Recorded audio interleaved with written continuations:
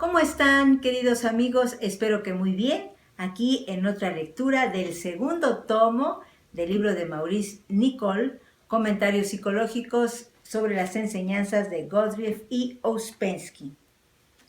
Y bien, vamos a darle lectura a la página número 8, nueva nota sobre el estudio de la pérdida de fuerza.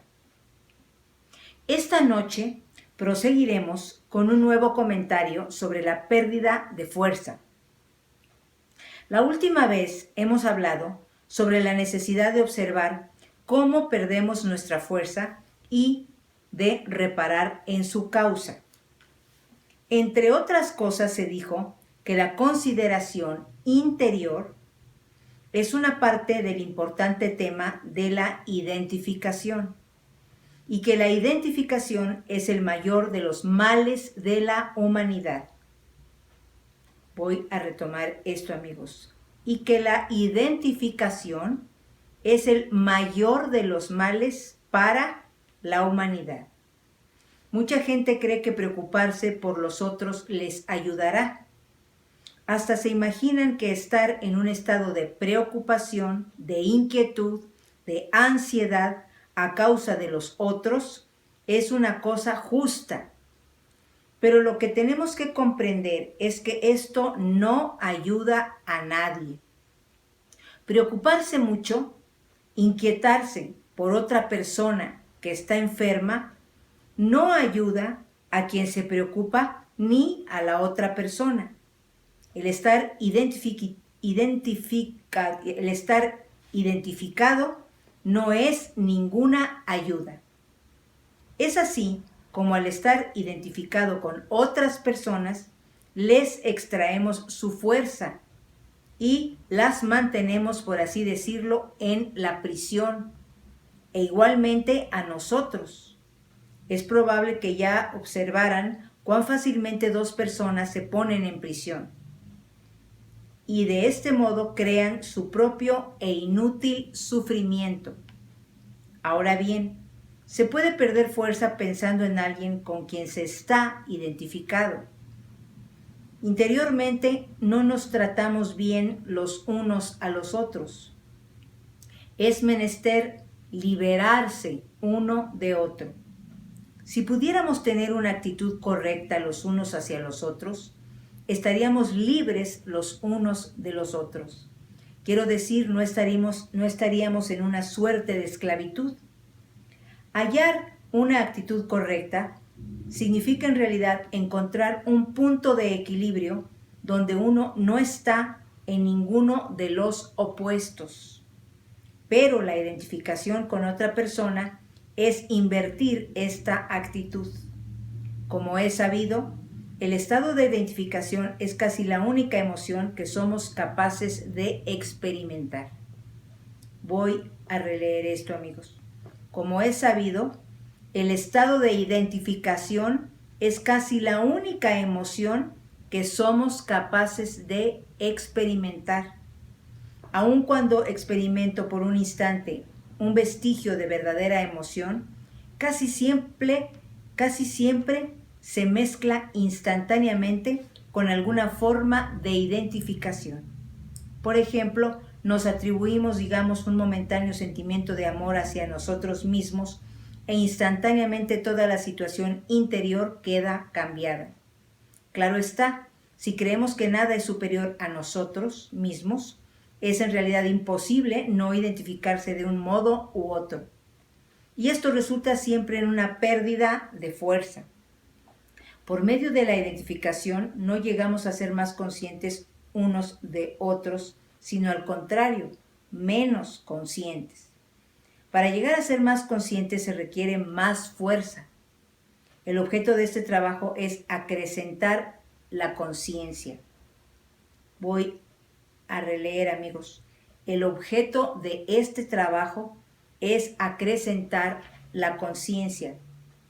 Si fuéramos más conscientes, la guerra se detendría al punto. Si llegáramos a ser más conscientes que las otras personas, todas las relaciones que mantenemos con ellas cambiarían. La consideración exterior es un desenvolvimiento de la conciencia. La conciencia solo puede crecer en ciertas direcciones. El conocimiento de sí es una dirección. La consideración exterior es otra dirección. Si un hombre pudiera ponerse en el lugar de todas las gentes a quienes está por matar con una bomba, le sería imposible hacer el menor gesto. Sería para él un terrible choque comprender lo que estaba por hacer. Esto es un aumento de conciencia. La fuerza se acrecienta en él, pero un momento después puede caer otra vez en el sueño por identificarse con sentimientos de venganza o de insulto personal, etc. Y entonces pierde la fuerza y el área de su conciencia disminuye. Y en lugar de ver varias cosas al mismo tiempo, ve otra vez una sola cosa. Ve de nuevo a través de una angosta ventana. Advertimos los estados en los cuales nos sentimos mucho más despiertos hacia la gente, mucho menos identificados, y en los cuales en realidad empezamos a recibir nuevas impresiones de los otros. Esto significa que somos más conscientes, que tenemos más fuerza de conciencia. Luego de pronto nos identificamos otra vez y cuando alguien nos dice algo que no esperábamos, nos precipitamos, por así decirlo, en nuestro estado ordinario cuyo olor a rancio es tan fuerte. Una de las causas que nos hace perder fuerza es la de no estar en el centro correcto para lo que se está haciendo. Esto es comparativamente fácil de estudiar en sí mismo a condición de poseer cierto conocimiento sobre el trabajo de los diferentes centros. Por ejemplo, si se abandona uno a los ensueños y trata de hacer un trabajo que disgusta mucho, durante todo ese tiempo se pierde fuerza. ¿Por qué? Es un tema que han de discutir todos ustedes. Si por el contrario una persona está en el centro correcto y realmente empeñada en algo a lo que presta toda su atención, a lo cual quizá todos los centros prestan su ayuda, dicha persona no perderá fuerza, sino que tenderá a acrecentarla y conservarla, porque esa persona actúa más conscientemente. Es conocida la diferencia que hay entre hacer el trabajo cotidiano mecánicamente y hacerlo más conscientemente. En el primer caso no se obtienen impresiones, en el otro caso se logran algunas impresiones. Comprenderán la importancia de impermeabilizarse contra estados que permiten el escape de fuerza, y cuando se ocupa el trabajo de ellos y en qué forma práctica se refiere a dichos puntos. Quizá muchos de nosotros no lo han comprendido aún. Quizá no hemos hecho la conexión necesaria entre las enseñanzas del trabajo y nuestra propia experiencia interior. En todo caso, es preciso comprender que mientras un hombre no se cierre herméticamente, se asemejará a una persona que emprende un viaje por mar en un barco que hace agua, lo cual la obligará a regresar a la costa. En realidad, nuestra situación es exactamente similar. Es menester que nos aislemos de los efectos de todo cuanto se ha producido automáticamente en nosotros, y ello requiere un paciente estudio de sí, mucha sinceridad y suma comprensión de lo que trata el trabajo. A ese respecto, ciertas ideas del trabajo son muy importantes y les llamaré otra vez la atención sobre una o dos de ellas. Es preciso que comprendan el profundo significado del dicho que el hombre es mecánico y el dicho que todo sucede de la única manera en que puede suceder en la vida. Es preciso que se den cuenta que el hombre nada puede hacer. Es preciso comprender el significado de estos dichos y su nivel y su verdad, porque de otro modo todo el enfoque mental será equivocado y desde luego la pérdida de fuerza se producirá sin utilidad alguna. Voy a leer los pensamientos solitos, amigos. El hombre es mecánico. Todo sucede de la manera única en que puede suceder en la vida. El hombre nada puede hacer. Es como tener una actitud equivocada hacia una máquina a la cual se trata de hacer trabajar de la mejor manera posible. Cuando no se comprende a la máquina, se mueven las palancas equivocadas. Me refiero a algo semejante cuando digo que es preciso comprender el significado de estos dichos. Por ejemplo, si se considera que cada persona es plenamente consciente, se perderá continuamente fuerza. No somos conscientes, no hablamos ni hacemos las cosas conscientemente. No hay ciertas personas que dirijan los asuntos de la vida, algunas personas llamadas ellas. Todo sucede de la única manera en que puede suceder. Permítanme que les cite las palabras de de Ouspensky, que había preguntado a Godriff lo que debía hacer. ¿Qué hacer?, preguntó Godriff, como si estuviese sorprendido. Es imposible hacer nada. Ante todo, un hombre debe comprender ciertas cosas. Tiene miles de falsas ideas y de falsos conceptos, sobre todo acerca de sí mismo, y es preciso que se libre de algunos de ellos antes que pueda adquirir algo nuevo. De otro modo, lo nuevo se construirá sobre fundamentos equivocados y el resultado será peor que antes. ¿Cómo es posible librarse de las ideas falsas?, pregunté. Dependemos de las formas de nuestra percepción. Las ideas falsas son producidas por las formas de nuestra percepción. Godriff movió la cabeza. Otra vez habla de algo diferente, dijo. Habla de los errores que surgen de las percepciones, pero yo no hablaba de ellos. Dentro de los límites de las percepciones dadas, el hombre puede engañarse en mayor o menor grado. Como dije antes, la principal ilusión del hombre es su convicción de que puede hacer. Todas las gentes creen que pueden hacer. Todos quieren hacer. Y la primera pregunta que todos hacen es preguntar ¿qué van a hacer? Pero en realidad nadie hace nada y nadie puede hacer nada. Esta es la primera cosa que es preciso comprender. Todo sucede. Todo sucede. Todo cuanto le acaece a un hombre, todo lo que él hace, todo lo que proviene de él, todo esto sucede. Y sucede exactamente de la misma manera que la lluvia cae de resultas de un cambio en la temperatura de la atmósfera, de la misma manera que la nieve se derrite bajo los rayos del sol, que el polvo se levanta con el viento. El hombre es una máquina. Todos sus hechos, acciones, palabras, pensamientos, sentimientos, convicciones, opiniones y hábitos son el resultado de las influencias externas y de las impresiones externas. Por sí mismo el hombre es incapaz de producir un solo pensamiento, una sola acción. Todo cuanto dice, hace, piensa, siente, todo esto sucede. El hombre no puede descubrir nada, no puede inventar nada. Todo sucede. Establecer este hecho por sí mismo, comprenderlo, estar convencido de su verdad, significa librarse de miles de ilusiones sobre el hombre, sobre su capacidad de crear y organizar conscientemente su propia vida y así sucesivamente. No hay nada de eso, todo sucede. Los movimientos populares, las guerras, las revoluciones, los cambios de gobierno, todo esto sucede. Y sucede exactamente de la misma manera en que todo sucede en la vida del hombre individual. El hombre nace, vive, muere, construye casas, escribe libros, no como desea hacerlo, sino como sucede. Todo sucede. El hombre no aborrece, no ama, no desea. Todo esto sucede. Pero nadie lo creerá si le dice que no puede hacer nada.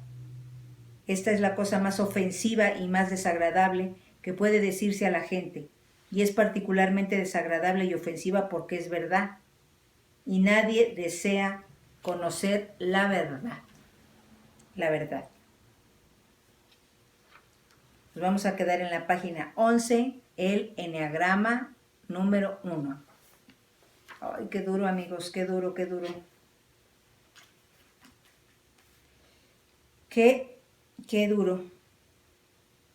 Porque bueno, yo la primera vez que leí esta idea, sobre todo la que dice el hombre no puede hacer, pues entonces sí se queda uno pensando, entonces para qué vivo, ¿no? ¿Para qué vivo si no puedo hacer nada, ¿no?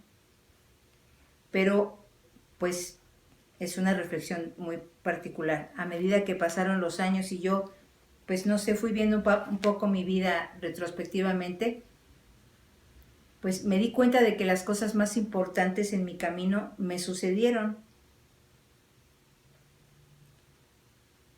Tenía yo un deseo intrínseco, por ejemplo, de ser actriz, pero las circunstancias en el punto decisivo en el que uno puede dar un ligero cambio en su vida, es decir, uno va caminando, sí va haciendo las cosas, ¿no? Va haciendo lo referente a ciertas cosas, pero cuando, no sé si, es que no sé cómo ponerles el ejemplo, cuando uno se empeña mucho en algo, puede ser que nunca lo logre. Y puede ser que sí, pero aquí, por ejemplo, en el cuarto camino te están diciendo que todo nos sucede como nos tiene que suceder. Y lo que yo podría sacar en conclusión de esta enseñanza es que lo único que podemos hacer es, por medio de estas enseñanzas, ser más conscientes de lo que nos sucede. Porque lo que nos sucede ya está como un plan divino, si es que algunos creen en el plan divino de Dios. Ya está en el plan divino. Obviamente que nosotros no nos podemos quedar estáticos sin hacer nada para que llegue el plan divino. Necesitamos pues levantarnos, bañarnos, lavarnos los dientes, desayunar, ir hacia la cita que tenemos de trabajo o buscar la cita de trabajo. Pero el resultado de eso, pues yo sí sinceramente siento que sale fuera de nuestro control. Porque muchas veces le llamamos injusta a una situación, pero pues nos pasa por algo, ¿no? Nos pasa para aprender, nos pasa para crecer. No es que seamos malas personas y que por eso nos pase, sino que es lo que nos tenía que suceder. En mi caso, bueno, porque en mi caso lo único que les puedo referir de lo más fuerte que me pasó, para poner un ejemplo, es cuando me quedé solita con mi bebé. Muchas veces uno dice, qué injusto. Pero si uno comprende qué es lo que te tenía que suceder, entonces ya agradeces inclusive la experiencia, aunque sea dolorosa, porque creces, porque te enfrentas, porque tu pensamiento se expande para buscar soluciones, porque te hace crecer internamente, porque te fortalece, etcétera, etcétera, etcétera, ¿no? Entonces, si vemos la vida, si pudiéramos ver la vida así, creo que sería una experiencia sorprendente, porque uno estaría esperando, claro, pidiéndole a Dios que sean cosas buenas, ¿no? Nadie desea lo malo ni para tus semejantes ni para ti mismo, ¿no? Pero sorprenderte de lo que te va a pasar, haciéndolo consecutivo, ¿no? Por ejemplo, en mi caso, yo he tenido como 2 o 3 años que no salgo en la televisión. Entonces te suceden las cosas, te pasan las cosas. Porque yo tomando la iniciativa de unas decisiones que, según lo que la vida me estaba presentando, la vida viéndola de la forma externa, ¿no? Los llamados de Canal 13, vente para acá, del señor Romagnoli, aquí vas a tener mucho juego, te vamos a dar programa cómico, te vamos a dar telenovelas, te vamos a dar eso. Bueno, pues entonces uno dice, es una decisión que me va a llevar a logros, a más logros en mi carrera. Digo, cualquiera lo pensaría así, ¿no? Entonces yo digo, sí, y ahí está, la vida te sucede, la vida te pasa. Ahí está uno de los ejemplos más palpables. Y de repente no hay nada, ¿no? No hay nada en Televisa, no hay nada en Canal 13, por obvias razones. Y te suceden las cosas. No es que tú te lo merezcas o que tú hayas tomado una mala decisión Es decir, yo les pongo el ejemplo conmigo, pero creo que estoy tratando de aplicar lo que nos dicen. El hombre no hace nada, no puede hacer nada. Las cosas que te pasan, te pasan. Sobre ello, bueno, sí, tú piensas que puedes hacer, ¿no? Piensas que puedes tomar una decisión hacia determinado evento, pero en realidad el evento te sucede, ¿no? A veces tú tienes la mejor intención y pues llegas y haces el casting maravilloso y tú dices, me voy a quedar con este papel y no te lo dan. Y muchas veces bajo tu punto de vista, pues la persona que se queda a lo mejor tú lo pudiste hacer mejor, ¿no? Pero ya te sucedió. O al revés. Si ni siquiera tú buscarlo, estás en tu casa y recibes una llamada de alguien que te dice, vente a hacer esta super obra musical con la señora Silvia Pinal, ¿no? Ese fue también un caso que me pasó a mí. Yo dije, wow, pero ¿de qué me hablan? Ya sin casting y sin nada, te quedas en un papel maravilloso junto a la señora Silvia Pinal en Maine, por decirles cosas que me han pasado a mí. Te suceden, son regalos de la vida. Es lo que te tiene que pasar, es tu mapa, digamos. Es el mapa diseñado que Dios tiene para ti. Si tú lo llegas a pensar así, yo creo que caminaríamos por la vida más tranquilos. Pues más tranquilos porque ya lo que te tiene que pasar, te tiene que pasar. Ahora, dentro de lo que nos va a pasar, ojalá que pudiéramos hacer un poco el esfuerzo de ser un poquito más conscientes de nuestra respuesta a lo que nos está pasando, para no tirarnos a una depresión, para no tirarnos a una crisis emocional tremenda, o para no tirarnos a una jactancia de que, uy, mira, soy Juan Camaney porque me dieron tal trabajo y quítate porque ahí te voy. Eso es lo que nos está tratando de dar este trabajo, más conciencia. Hablan del hombre cabal, hablan del hombre consciente. Qué duro, pero son pensamientos difíciles de aceptar. Yo la primera vez que leí ese pensamiento, sinceramente sí cerré el libro y lo dejé por varios meses, yo creo. Porque dije, ¿cómo me van a decir que no puedo hacer? Pues entonces, ¿qué chiste tiene la vida, no? Si no puedo hacer, hay una gran incapacidad en eso, ¿no? Entonces, lo que uno quisiera tener en su mente es que puede hacer. Pero bueno, analicen ustedes su vida retrospectivamente y van a ver que muchas veces las cosas más importantes, tu pareja, no son cosas que uno planee, digamos con gran alevosía y ventaja, jajaja, voy a hacer esto, voy a hacer esto. A lo mejor hay gentes que les pasa así, bravo, ¿no? Yo les aplaudo. Hay gentes que dicen, voy a tener 3 hijos, me voy a casar a tal edad, voy a viajar a Europa y todo se les cumple, wow. Pues yo, la verdad, los felicito y me sorprendo porque sí, uno tiene una perspectiva de la vida y quisiera que le pasaran ciertas cosas. Muchas cosas Diosito nos da la fortuna de que así sean, de que así nos pasen, porque es nuestro mayor deseo, porque lo estamos anhelando, lo estamos deseando y todo, ¿no? Pero muchas veces las cosas no suceden, nos pasan y hay que darle frente a eso con un poquito con más conciencia, con un poquito de más de apertura, como dicen aquí en el principio del comentario. Lo que nos mata es la identificación. Y lo que es más difícil es la consideración externa. Es decir, ponernos en los zapatos de la otra persona.